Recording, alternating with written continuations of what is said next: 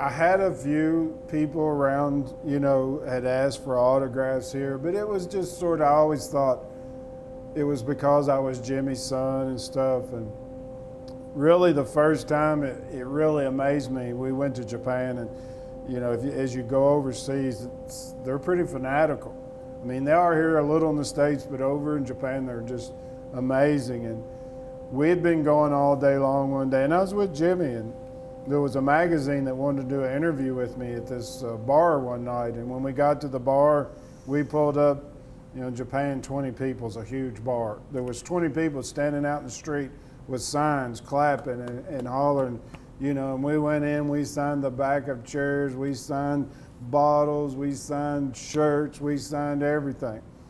And I'll never forget, and I hope I always keep this type attitude because when it all finally ended and they finally settled down, I sat down with the guy to do the interview, and his first question was, what was your first thought when you got out of that car and all them people were standing out the street with signs, clapping and hollering?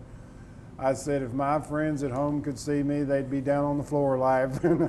And so that's sort of the way I look at it. I mean, it really is. It's really neat. Sometimes I wonder why they want our autograph, but I realize what we mean to our industry. But for me, it's so funny sometimes that people want your autograph or just to shake your hand or take a picture.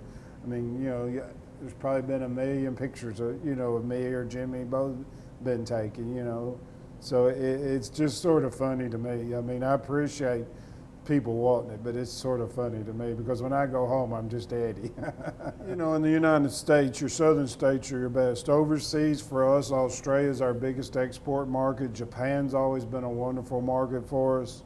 As we started moving out all over the world, I just came back from the UK. It tickles me. It's sort of like us in the past over there in Scotland and England. They got all that scotch and they're dying for a good bourbon, So there was only just a few bourbons in there, not selling really big. There is a whiskey over there that sells pretty big, so that's going to be a good market. All these countries opening up. I can remember when I started 32 years ago, export was 6% of our business, and it was mainly Japan. That was your market. And as the world's opened up and became such a smaller place, it's about 35 to 40% of our total sales now. So that's changed a whole lot. Australia being the biggest market is changed completely, And as you go through those markets, each one of them you have to do different things for. In Japan, it's more about older whiskey. In Australia, it's more about ready to drinks. Where you're mixing pre-packaged Coke and ginger ale, or what they call dry in a can, so they can drink it. So each country you go into, you do different things for each one of them. But so those are our two biggest markets. There's other markets that are doing good for us. I know the American Honey's done pretty good about everywhere it's went.